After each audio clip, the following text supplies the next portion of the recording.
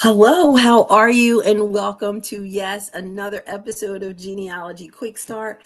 We have a new quick start and a new 4 keys on one branch, which is a cool way to take one ancestor or one lineage and share some of the pivotal milestones and aha moments that happened to help to fill in that family tree and learn more about that ancestor. I'm Shamel Jordan. I'm your host for today.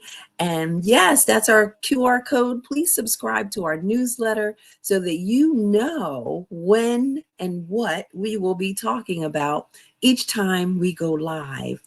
And whether you are here now live with us or watching the recording, let us know where you are and which genealogy group you're with, because you know that genealogy groups are the secret sauce to doing genealogy. Seriously, if you are not with a genealogy group, you're not doing genealogy, or you're Michael John Neill, one or the other.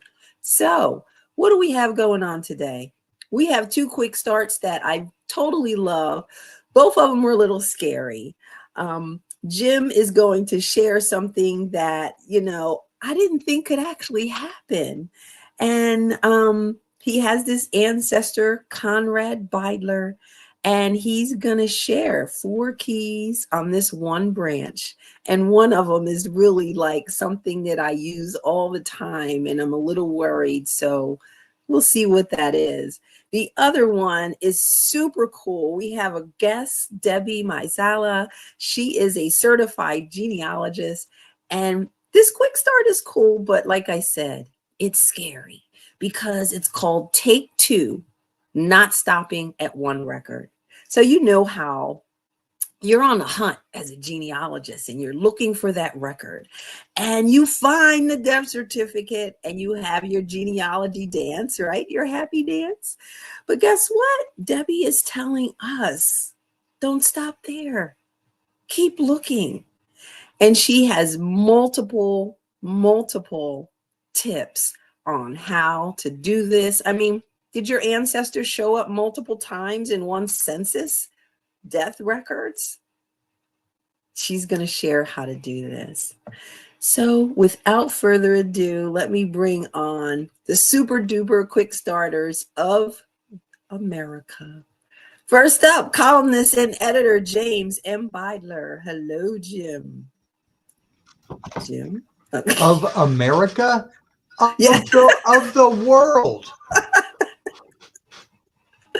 And genealogy tip of the day, Michael John Neill. Oh, we haven't seen you in so long. I've got my friend today. Yes, I've got my friend today. But I'm either good or well. The dog is good or well. He and I always get those mixed up, and we don't have Grammarly.com anymore, so we don't know. We're hanging in there. And Riley doesn't have on a hat today. Riley, are you running for president? If I would, we'd have a lot less trouble. Just saying that. Arf, arf. So, guys, how are you doing today? I mean, I don't know about you, but Debbie's quick start scares me because it seems like you have to keep looking. Have you ever found your ancestor multiple time in a record? In the census record, Oh, quite a few heck yeah. times. It's not. Death records usually not, but in the census record, a lot of records, yeah. It happens. Not all the time, but it happens. I've seen multiple wills and stuff like that, but wow. All right. So let's talk about this Conrad Beidler. Where do we have it? It is right here. We have Conrad Beidler, 4 keys on one branch. So you guys created this 4 keys on one branch. Tell us what this is all about. Well, I'm going to address this because I can't address a lot of the things about the dead person Jim is talking about because it's his dead person. But, the thought was take a little different approach. We're going to look at one ancestor, talk about them, and some pitfalls. Every ancestor has pitfalls, no matter how boring they are. They have some pitfalls, and we'll see how boring Jim's is when we get into it a little bit later. But just some examples of people we've had issues with and what those issues were, because there are things a lot of us have, you know, brick walls, whatever you want to call it, and just some lessons from, our people, shall we say. All right, Jim, did he? The unusual is the usual. Yeah. I think that's what this whole show is about. The unusual is usual. Like, I shouldn't be afraid. I should be excited to get these tips. Before we get started with 4 keys on one branch, let's see who we have. Of course, we have June Hall from Shaker Heights. How are you? Ohio AAGS, Cleveland from Dr. Debbie's group. Hello, Gary from Toledo, and many genealogy groups across the land. Hi, Jim Jenkins, his wife Barbara, and they are watching at Wakanda, Illinois. Did I get that right, Michael? All right. We have M. Danley from greetings from Marie. Hi, Marie from Oggs, Central Maryland, and Oggs, PG County.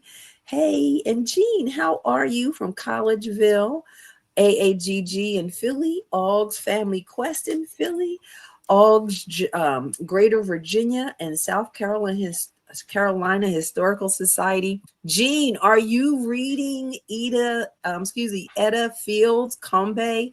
All about South Carolina genealogy. Check it out. Yo, Drew Smith, one of our champions from Game Night from Tampa. Hello, Drewski. And I forgot, Jim is Jim Borino and Michael is Michael Lino. Those are your new Jersey names. All right. Yep. You'll have to tell me how to spell that. You need to know how to spell Michael Lino? I need to know how to spell that. I'm not even going to try to do the accent. I just can't. That's just not the New Jersey bailiwick. accent. Please don't do that. All right, let's get started with Conrad Beidler, 4 keys on one branch. So step 1 is script can change. So do you mean it gets a little wobbly? Like, what are you talking about here? Well, let's set some background so other people know who Conrad Beidler was. Yes. How about we start with that? Yes. So yeah, he's my fifth great grandfather. Born 1730, died 1800.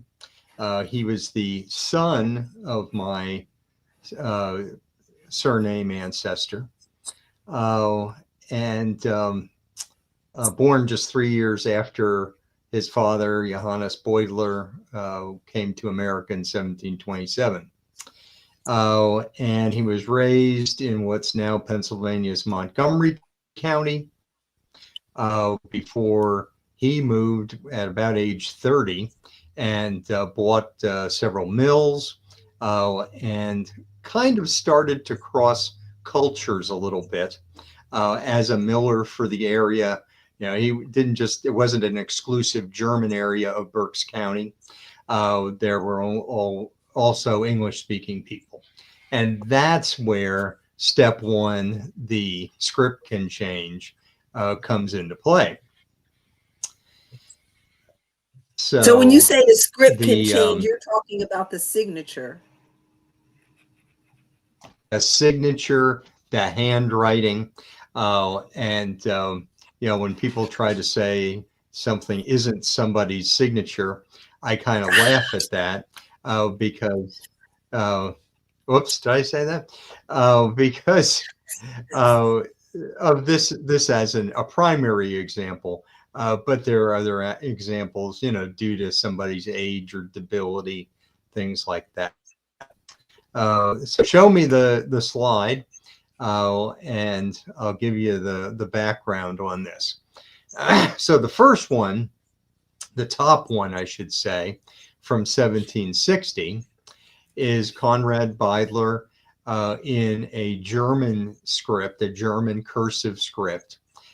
Here he is a witness to a will. He's still in Montgomery County. He is still perfectly German and in an area of Montgomery County that was settled by just about all Germans. Then, like I say, he moves to Berks County. He becomes a miller. And 1775, I believe this is one where he participated in a sheriff's jury, which was 12 men empaneled to value the real estate of someone who died without a will. And again, Conrad was a prominent member of the community, so he ended up signing several of these sheriff's jury documents, which is where we have a bunch of his signatures. There are more signatures than we have here. And you can see his C has changed. That's the big one. His C and his R's. And his R's, yeah. Where in the top one, the German cursive R is almost like an upside down to the English version of a cursive R, whereas now he's going to a very simple R. His C no longer has the notch at it. Then 1799, year before his death, he makes his will out, and by now he must have been dealing with more English people than an occasional German. And you can see that his B has changed. Completely. His C has become more script-like. He's been anglicized. And as a matter of fact, I'm not saying he wrote his will, but his will is in English in a time when most wills of the Germans in Berks County were still in the German language. So this, shows a great deal of evolution over his lifetime.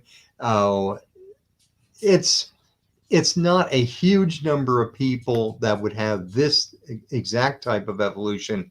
The takeaway is just realize it can happen. Don't completely eliminate someone's records as being of the same person, even if the handwriting is different.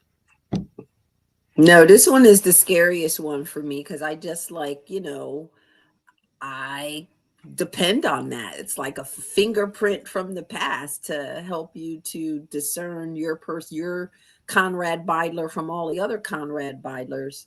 But I can, they're kind of similar. Mm-hmm. Well, I mean, thankfully he is the only Conrad Beidler of this generation, so that helps a lot. But here we have a clear reason why his signature was changing because of essentially who his fan club was. If you've got somebody in different circumstances where there seems to be no good reason for their signature to change, then you might be in some trouble. Yeah, like to me, that's like the number one thing you do before you do a chronology to see if you can match the signatures. Yeah. It's so wonderful to be able to do that. Oh, I've done it. So I've done it the same way with others of my ancestry, particularly among the colonial Germans. There's an oath of allegiance when they step off the boat, and then a deed or a will or something later.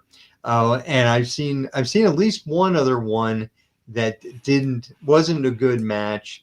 But again, it was the same thing. He had learned some English characters and put them in his later signature.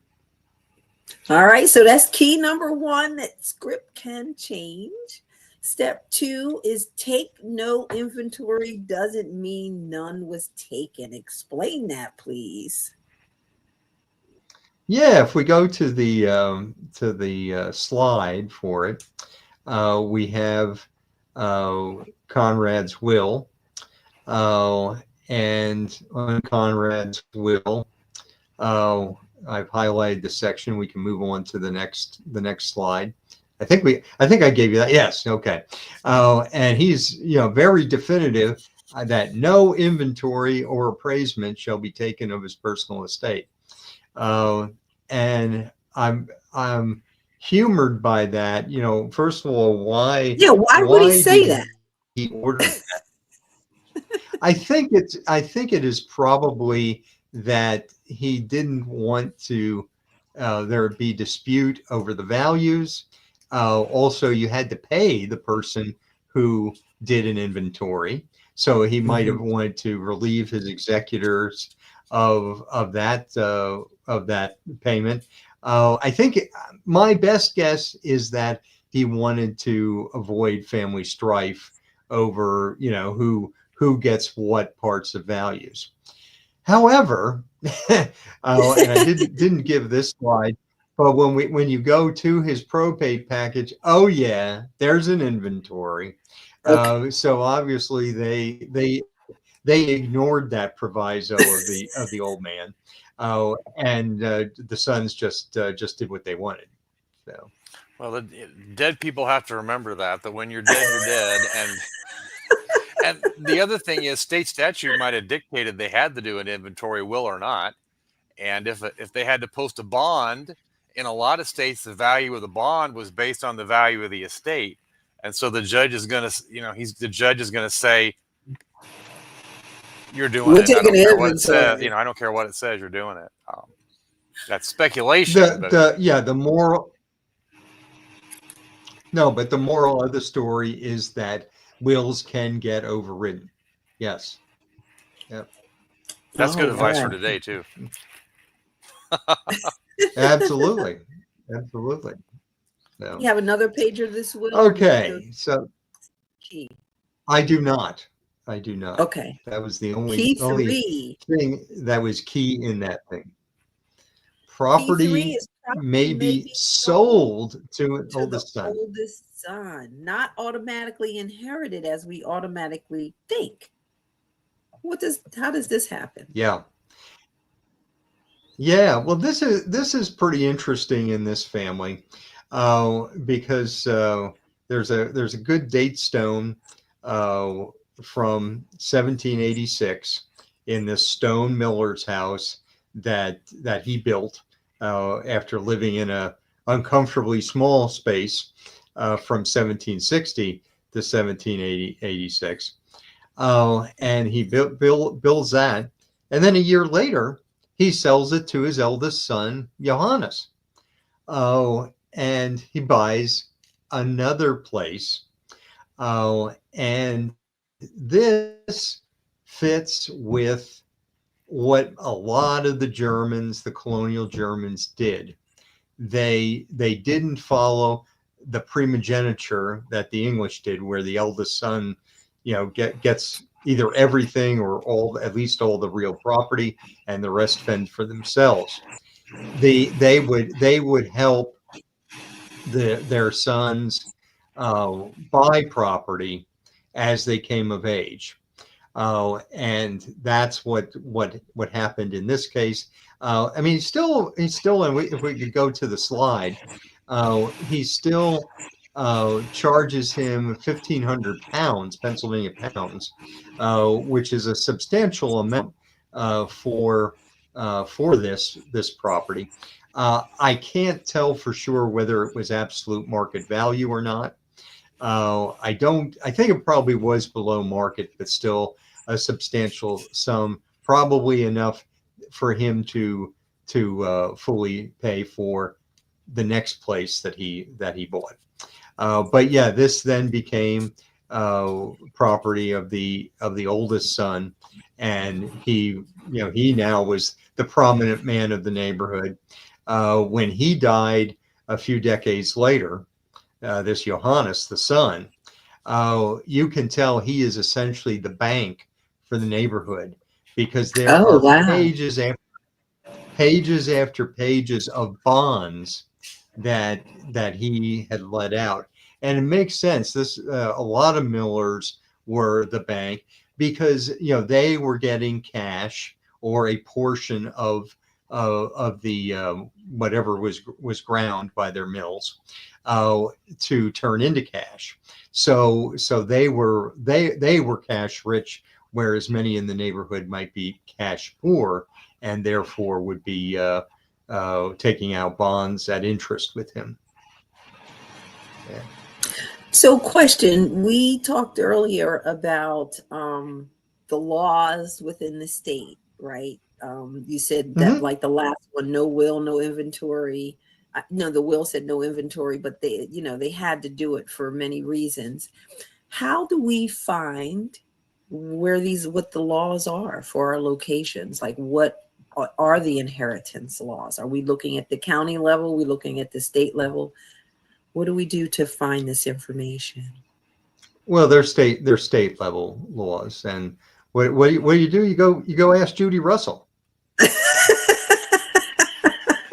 That's what she wants to hear.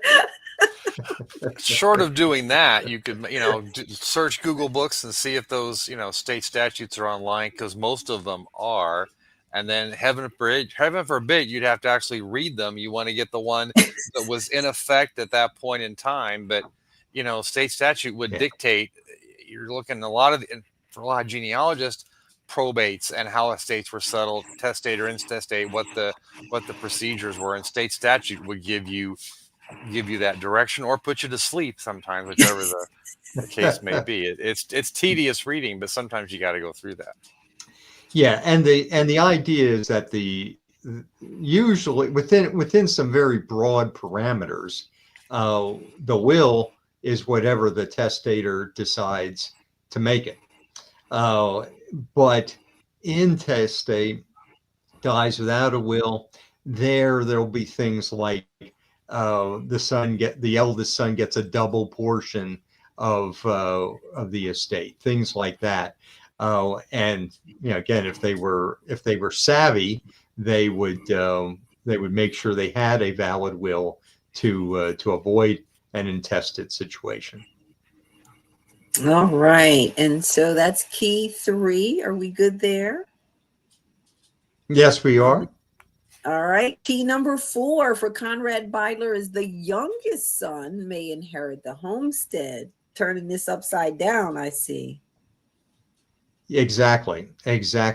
Whereas now in the case of Conrad Beidler, he only had 2 sons. So we had the eldest one. He helped buy the property that he had built up with several mills on it. Then he buys another property a few miles away, and that property it goes to his younger son. Peter happens to be my ancestor. And if we go to the blow up of that paragraph and the next slide, it talks about because of the natural love and affection that they bear for their son, and for the better advancement of him in the world, and a token amount of 5 shillings, basically 50 cents. They deed the second property to him, and the implication is, and this again was a custom among the colonial Germans in Pennsylvania, is that the youngest son stayed behind, sometimes stayed even unmarried, and cared for the parents in their old age. And the either informal or in this case became formal agreement is then that youngest son inherits that homestead. Now Peter stayed behind. He didn't stay unmarried because he started having children in the 1790s before his parents died in 1800 and 1802 respectively, but he was their caretaker in their old age, and then kind of tragically, he only outlives them by a few years. Man. Died of consumption in 1805, and the older son, Johannes, he died in 1811. So that neither of them in that second generation were very, very long lived. From a genealogist standpoint, if you're looking at probate, Conrad living so much longer, having disposed of his real property, other than that interesting note about him not wanting an inventory. There's not a whole lot in his will. But Peter died intestate. But Johannes, the older son, he at least saw his end coming enough that he made out a very detailed will about things. And since he kind of died, I would say at the height of his powers in his 50s, he has this very long inventory, not just of the bonds from the people in the neighborhood, as I mentioned, but also the inventory literally goes room by room of his house. Ooh, yeah. And, corner cupboard in this room, sundries in that room, and so forth. And the neat thing is, this house still stands, as you know, Shamel. This is the one we did a quick start. It's the one. It's the one you did the remote video on with Sue Spiros. So yes, check it out. So it was one of our coolest pretty quick cool. starts. We were actually at the location virtually, and someone else was there. But yeah. So look, Drew Smith shares with us that our special guest on her site has links to United States laws. So you can go to advancinggenealogist.com, laws-and-states-index. Thank you, Debbie. Look, she's taking care of us. We don't even know it. She's just sitting back just quietly like, yeah, I got y'all. I got you. All right, Jim. Conrad Beidler is quite interesting. These are some cool tips. One, don't automatically assume inheritance laws, how they're going to go, right? Script can change, kind of scary for me, but that works. Were there any other keys that maybe you left out from this, or yeah? Yeah. Well, I don't know if it's a key. It's an enduring mystery for me. His wife I call Barbie No Name, because I've never, even though I have an exact birth date for her in 1729, I haven't been able to find her surname. And obviously that vexes me. I have a theory. I've had a lot of theories over the years, but I have a theory that he had to apprentice as a miller somewhere, because his father was not a miller. He had to apprentice somewhere, and I'm betting I will find within, say, 2 or 3 farms away, Barbara's parents. That probably he married a miller's daughter. That's my working theories. Until recently, I did not know exactly where Johannes Conrad's father's land was. I recently, because of the West Philadelphia mapping survey, was able to locate it exactly. A couple hundred yards away from a target, no less. But anyway, yeah, so that's going to be one of my projects for 2026, if not before. It's a nice one. That's a nice project. You do great mapping projects. All right, let's look at the 4 keys on one branch for Conrad Beidler. Key 1, script can change. Writing and signature. Key 2, take no inventory doesn't mean none was taken. Step 3 is property may be sold to the oldest son. Step 4, the youngest son may inherit the homestead. So check those laws. Use Debbie's website at Advancing Genealogist to see what she has there for you. And if it's not there, do what Michael said, go to Google Books. Jim, thank you for sharing Conrad. Michael, thank you for backing him up. Take care. All right. Thanks, guys. And hello to Ari. Hey, Aries here, everyone. Aries here from Dallas. Yay. All right, guys. See ya. Okay. Let's see. Remove. Where's Michael?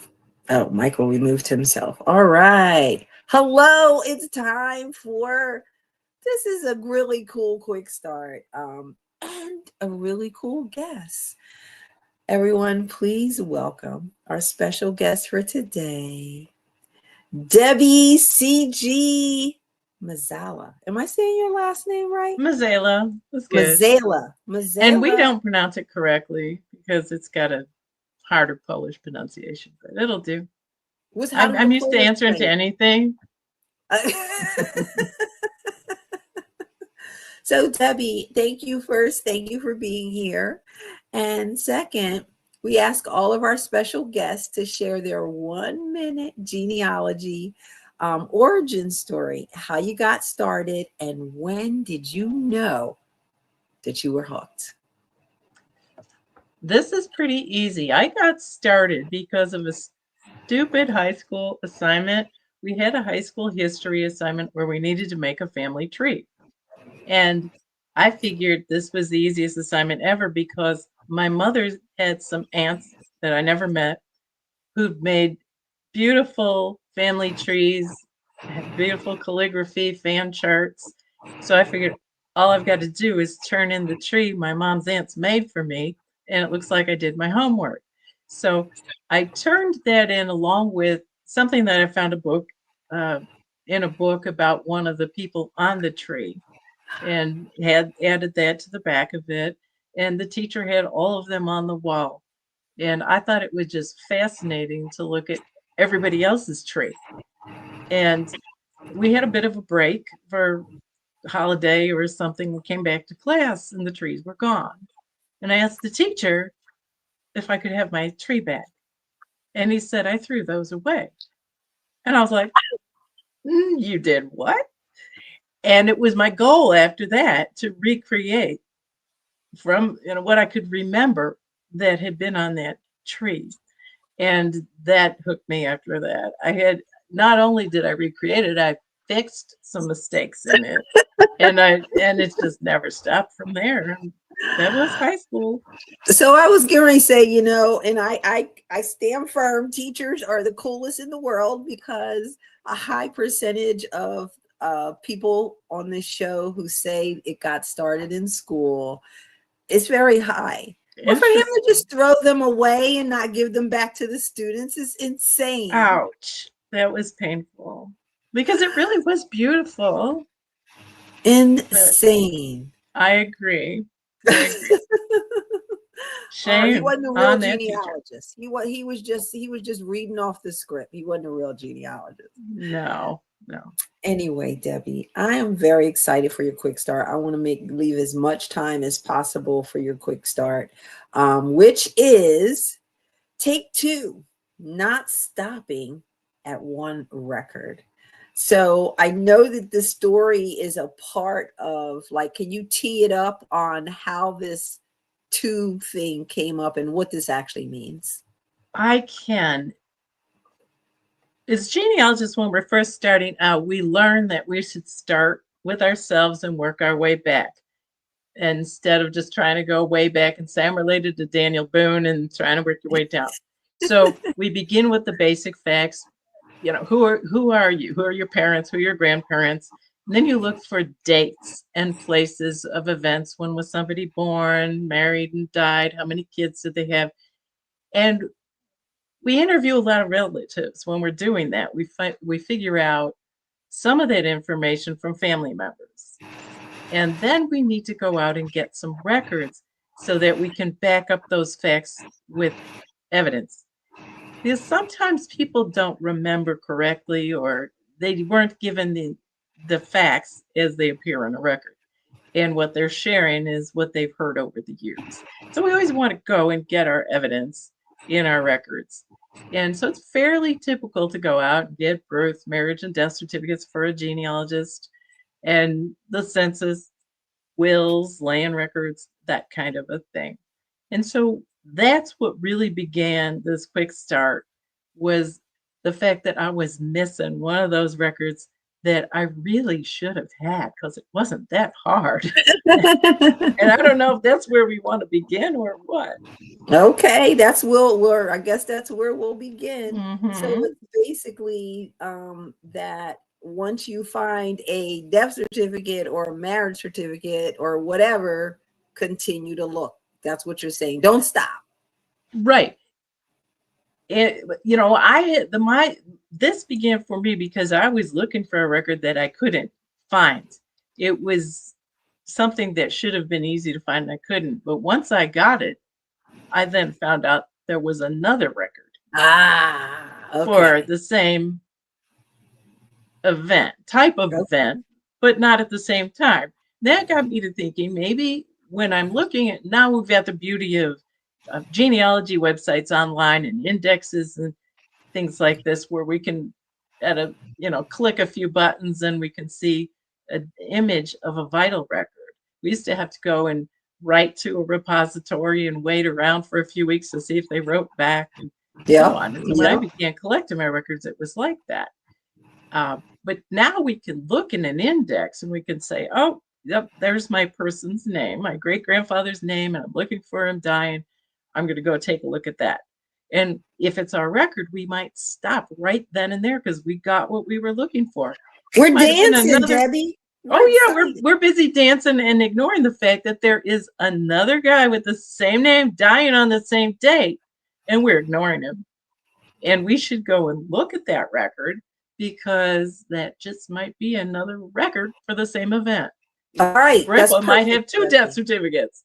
That is my goal here, is for people to keep looking, keep trying, even though you've got what you're looking for. Think about if there might be something more. All right. So let's get started with take 2, not stopping at one record.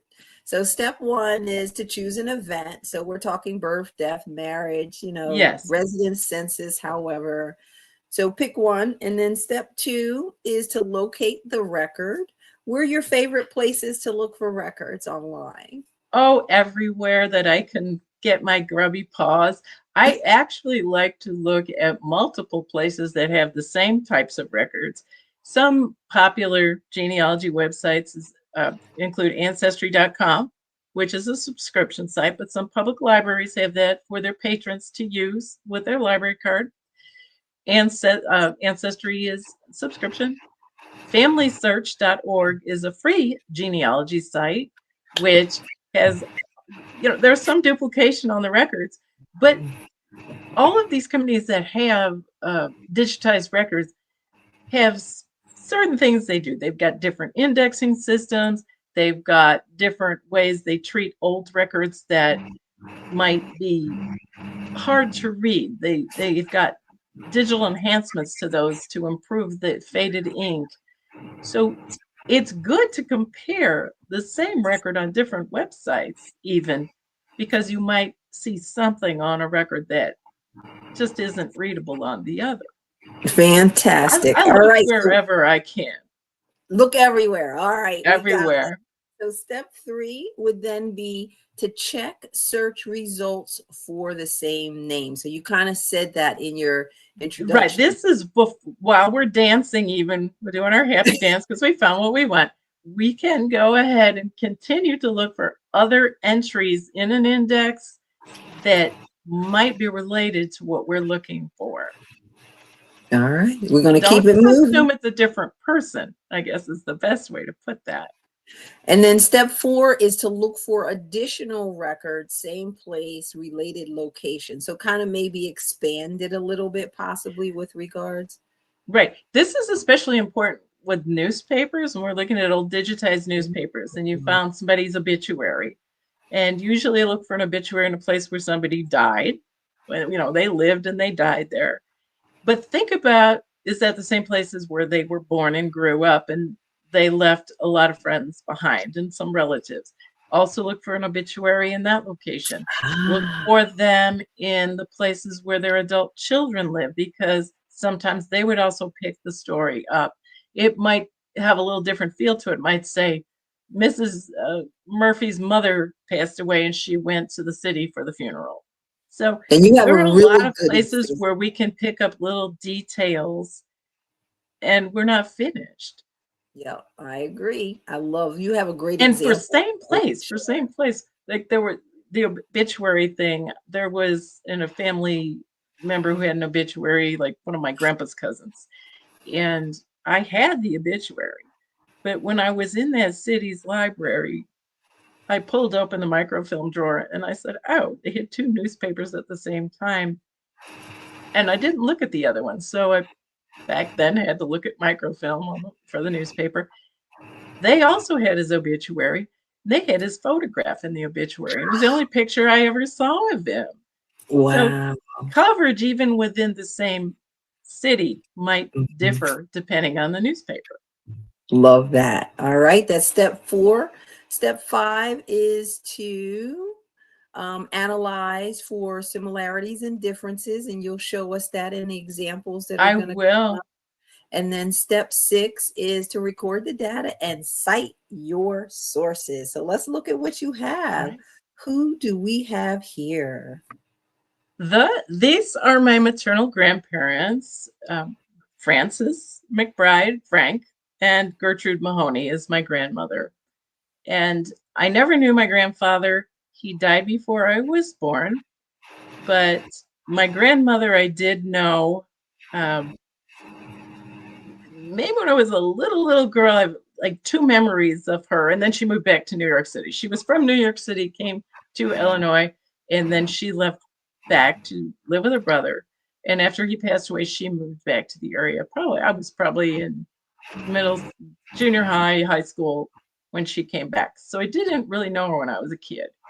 But did she have the stories? So this is our first couple that I'm going to show you an example about. Okay. My grandmother had a memory like crazy. She could retell you what color dress she had on when she was 5, and then she was playing the piano, and there was a little yellow kitten, and she knew what other people were wearing too. This woman didn't forget a thing. So she really kind of made me crazy when I was trying to find her marriage record, because she couldn't remember when she got married. Anytime I asked her, I'd say, Grandma, when did you get married and where? I can't, it's like the only thing I was missing of those basic records. And she'd say, I don't know, it might have been in April. And she said, I don't know. I can't remember. And I'm thinking, no. Now, I want to tell you something about that grandmother really briefly. And I know Debbie, no, we're not going to be able to share these records. But she had a lot of intuition, and she would sometimes tell us things that would kind of scare us and that would come true or had already happened. She would kind of just have this intuition of knowing. So leading into that, I kept telling Grandma, I'm going to find your marriage record. It's taken me a lot of time. And I thought maybe I'll talk to her about the only way she'll remember is if I mention it's costing me a lot of money, because I had to send to New York City every time, say, let me try this year. Let me try this borough. And they kept saying we didn't have it. So I found it in the marriage index, Frances McBride getting married in 1925. And I was like, that's got to be my grandfather. And I wrote and I paid and I sent my money in, and they sent it back and said, no, we didn't find that record. And I said, no, I gave you my money. You took my money. This is the guy in the index. Please send me the record. Thank you. And they sent it. And I got this. And that's my grandfather. Those are his parents. And those are my great-grandparents on the other side, Michael and Minnie. Nice. But Frances McBride is my grandfather. My grandmother's name was Gertrude Mahoney. Geraldine V. LaSalle doesn't exist.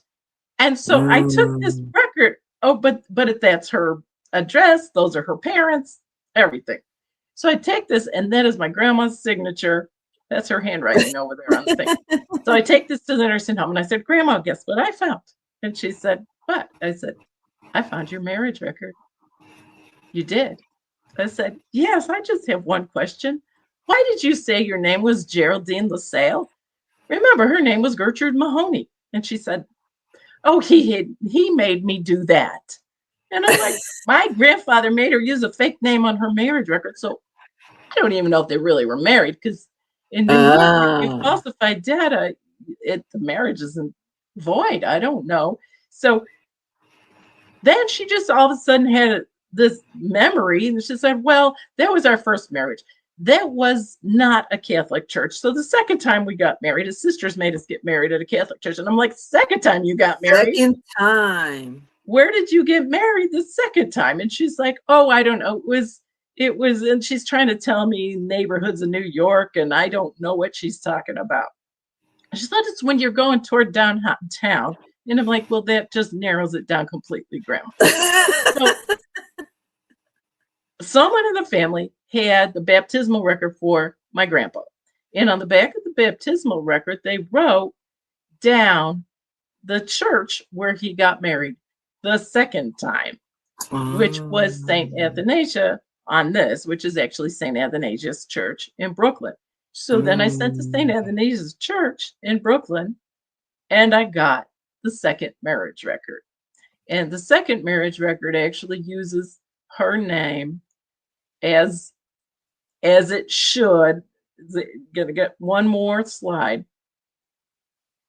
Oh, I thought that's no, that's the back of the baptism. Oh. Gotcha. So this is the actual record they sent of the marriage. So this is her using her real name, but since this was the second marriage, they didn't record it with the city or the state because there was already a marriage, although my grandma's never really recorded in a document with the government in New York for being married. So his sisters, who made them get married in a Catholic church, are the ones who were the witnesses on this marriage record. So that was great. And to wrap up the grandma story, she passed away a couple of years after I found this, about 3 years later. And I got the job of calling in the obituary for her. And I called and I gave the information to the lady, very nice lady. And I said, you know, Gertrude V. McBride, all of the info. And she'd ask kids, grandkids, so on. And we get done with the whole thing. She says how much to pay. And I said, make sure it's Gertrude V and not Gertrude F, because my mom has the same name. She said, okay. And she's done. And I said, could you please read it back to me? And she said, Geraldine V. McBride. And I said, why did you just say Geraldine? A fake name. She goes, what? And she said, I said, why did you say Geraldine? And she said, oh, I'm sorry. I have no idea. It says Gertrude on the screen. And that lady was so freaked out when I told her the story. But I was perfectly happy. I think she went looking for a new job. The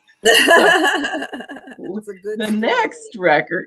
So consider that somebody had, if they ran off and they got, they might have had a run off to get married and then come home and married in their church because their family wanted them to, or maybe they got married by a justice of the peace and then their family wanted a religious ceremony. You might have two weddings in your family. So check the church. So check the civil. Check. And they might not both, the church marriage might not be recorded with the government. So. All right. So we only have 8 minutes left to go. Okay. I'm going to have to hurry. All right. Who do we have here, Debbie? Oh, these are my great grandparents. These are the parents of the guy that told my grandma to lie about her name on the marriage record. All right. And so you have a duplicate for them too. This is a newspaper entry. It's a combination of groom's hometown, bride's hometown, how the papers treated the wedding differently.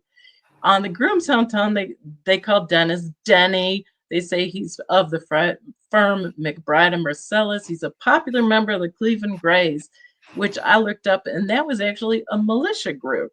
And that kind of surprised me because he was always a businessman. He didn't strike me as the militia thing, although at the time I'm supposing it was just a social club because there was nothing really to militia. When he was in, they would help if there was a riot and stuff. And all they said of the bride was she was of Willoughby in Ohio. And then they tell a little bit about the wedding itself. And there was an elaborate wedding breakfast and a large number of guests who were named beautiful and useful gifts. That's it. They leave for Mackinac Island for their honeymoon at 9 p.m. We go to the bride's hometown paper, And they go on and on about the gifts. And we find out that they're going to move in actually with his mother after the honeymoon. That address that the other paper mentioned is actually his mother's house. So they talk about where the wedding was held. They even say, because Edith was not Catholic, she had to go to a church, for St. Bridget's Church, in the morning of her wedding, get baptized as a Catholic, and then go over to her wedding at the cathedral. So I would never have found that in anywhere else, I don't think. I wouldn't have thought to. So, no. And you can see this beautiful list of their gifts, and it tells what the bride wore and so on. So completely different feels for each of these stories.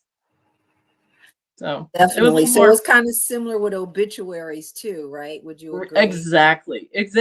You'll get a different perspective. And newspapers back in these days were similar to now. They kind of would have a similar political leaning.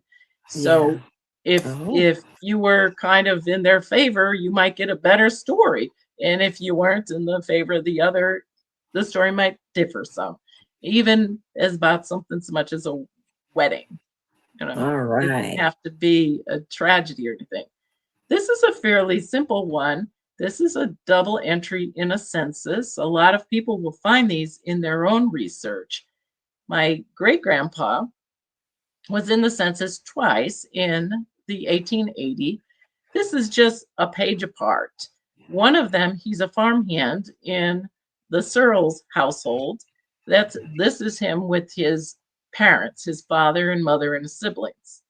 And had I stopped there, I would not have found him in that other entry. Oops. That's where he's with the neighbors as a farmhand.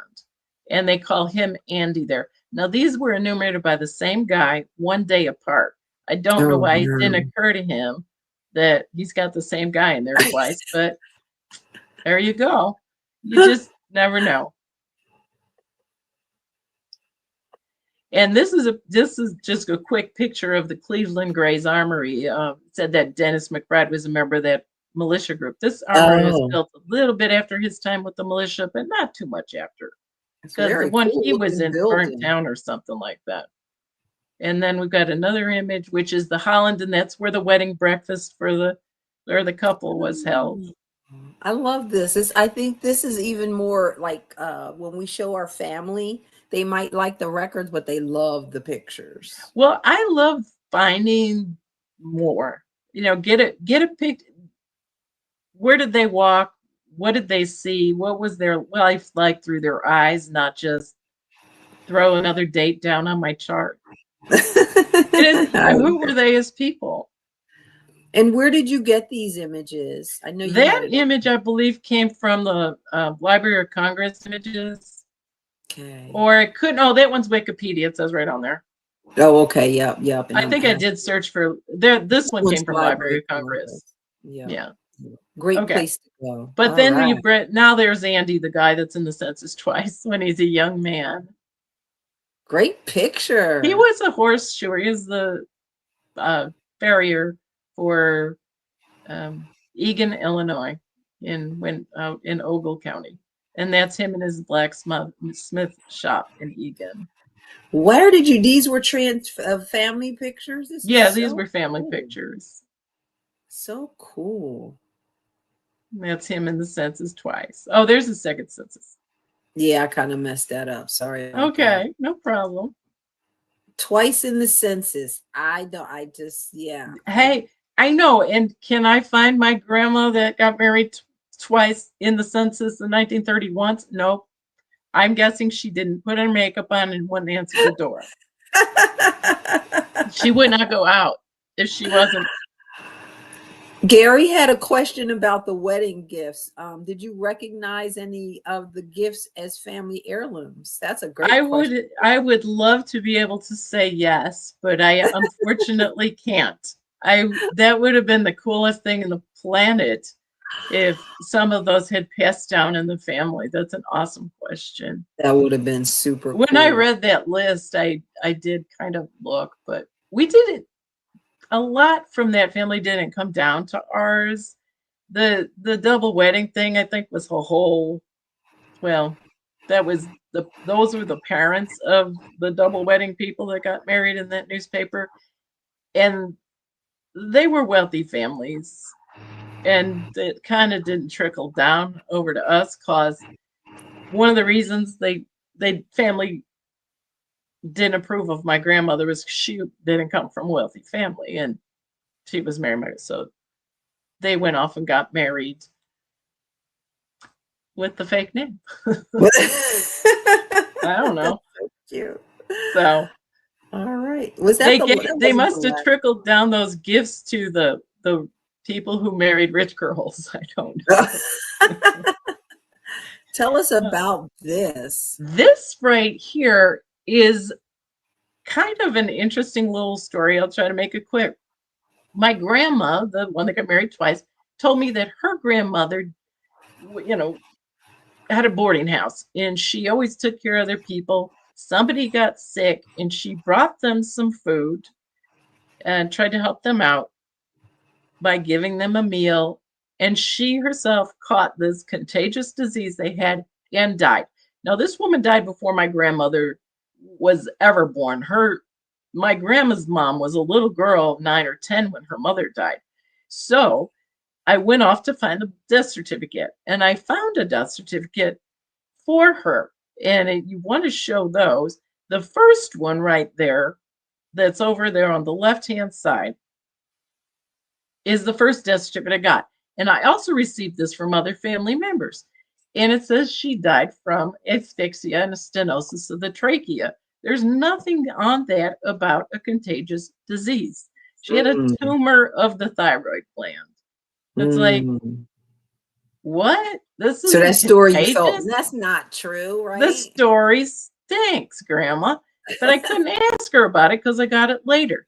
So this is a record I got back when you had to get the microfilm versions. And so when they came online, I wanted to get a cleaner, nice copy.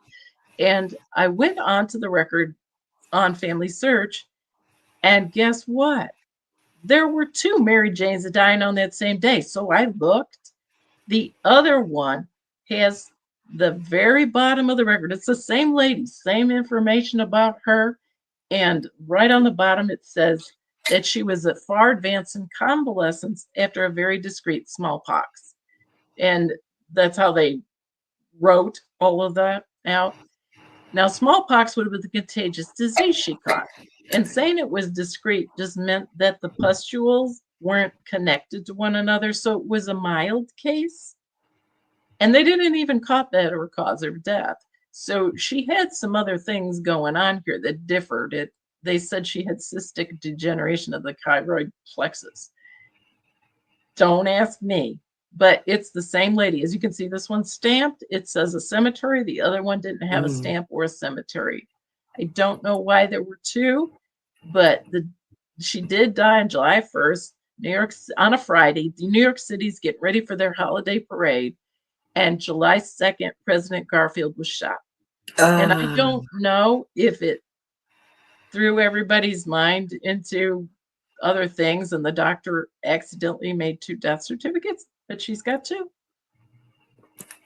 Wow. Yep.